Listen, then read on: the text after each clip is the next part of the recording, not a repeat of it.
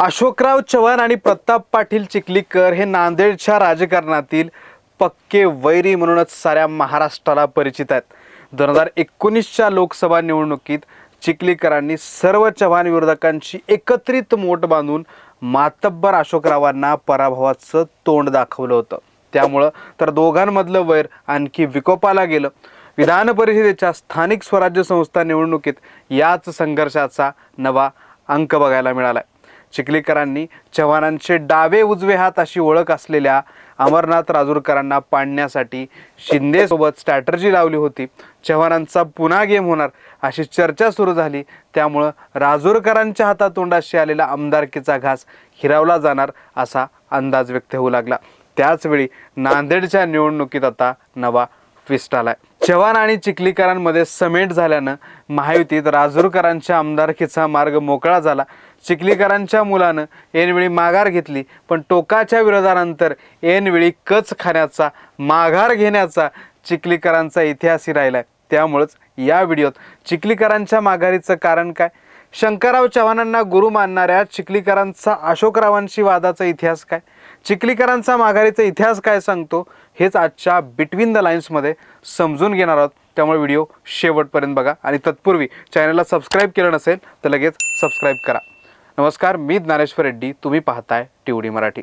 सुरुवातीलाच आपण चव्हाण चिखलीकर वादाचा इतिहास काय ते जरा जाणून घेऊ.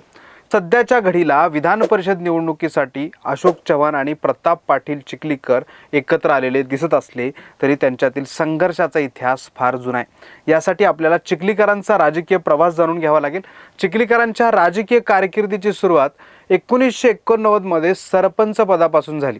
ते कंधार तालुक्यातील चिखली गावचे सरपंच होते. त्यानंतर 1992 ते 2004 पर्यंत जिल्हा परिषदेचे सदस्य राहिले. त्यांनी सभापती उपाध्यक्ष पदावर काम केले. मग 2004 मध्ये यांनी लोहा कंधार मतदारसंघातून अपक्ष म्हणून निवडणूक लढवली आणि ते जिंकले. या सगळ्या काळात ते शंकरराव चव्हाणांचे अत्यंत जवळचे नेते म्हणून ओळखले जायचे. त्यांनाच गुरुस्थानी मानून चिखलीकर स्थानिक पातळीवर राजकारण करायचे.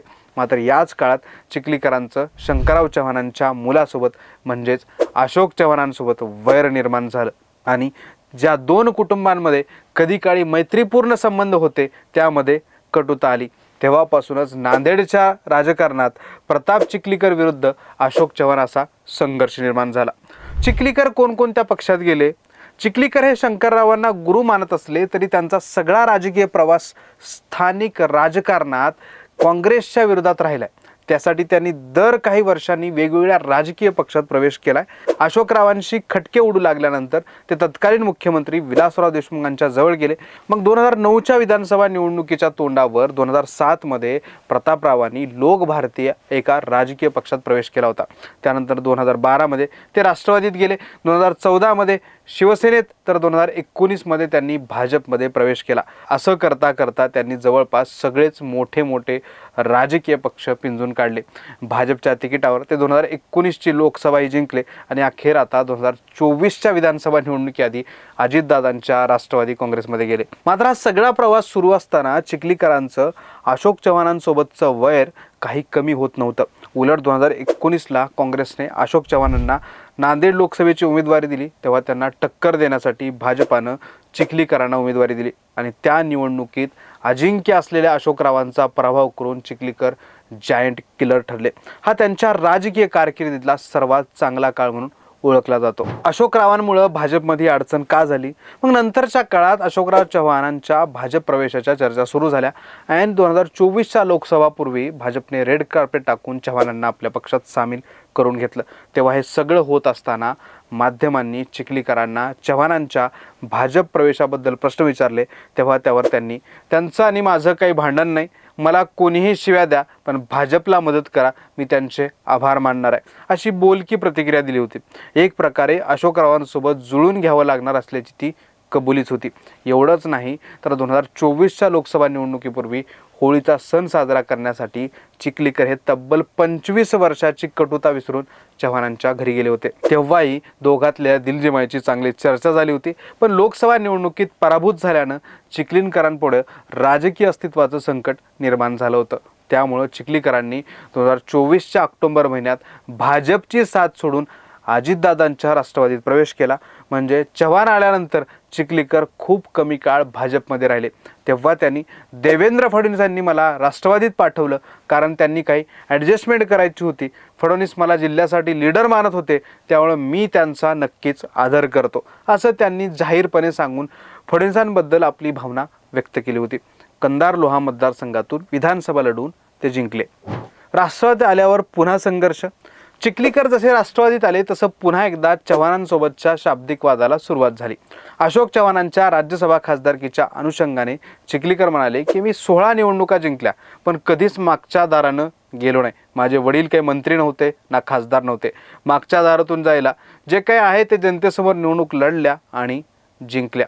यावरच चव्हाणांनी काही लोकांना तर माझं नाव घेतल्याशिवाय जेवणच जात नाही, हा त्यांचा प्रॉब्लेम आहे.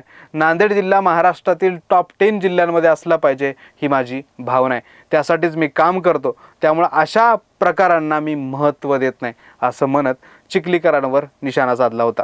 म्हणजेच काय तर अगदी अलीकडेच झालेल्या स्थानिक स्वराज्य संस्थांच्या निवडणुकींच्या काळात देखील या दोन नेत्यांमध्ये विड्या भोपळ्याचं नातं होतं. मात्र आता पुन्हा एकदा युती धर्म पाळायचा आहे असा आदेश वरून आल्यानं चिखलीकरांना सामंजस्याची भूमिका घ्यावी लागली. चिखलीकरांच्या माघारीचा इतिहास काय सांगतो? विधान परिषदेच्या नांदेड स्थानिक प्राधिकारी मतदारसंघाच्या जागेसाठी चिखलीकरांचे पुत्र प्रवीण चिखलीकर यांनी उमेदवारी अर्ज भरलेला होता. राजूरकरांना पाडण्याच्या खेळीची राज्यभर चर्चाही झाली, पण ऐनवेळी चिखलीकरांच्या मुलानं माघार घेतली. नांदेडमध्ये अशोकरावांसोबत पत्रकार परिषद घेत चिखलीकरांनी राजूरकरांना जाहीर पाठिंबा दिला आणि राजूरकरांच्या प्रचारासाठी पूर्ण ताकदीनं एकत्र काम करण्याचा निर्णय घेतला. त्यामुळे आता युती धर्माचा आदेश पाळत या निवडणुकीसाठी हे दोन कट्टर विरोधक एकत्र आले. पण चिखलीकरांच्या माघारीचा जुना इतिहास आहे. दैनिक लोकसत्ताच्या बातमीनुसार 2010 मध्ये याच मतदारसंघावर काँग्रेसचा प्रभाव होता.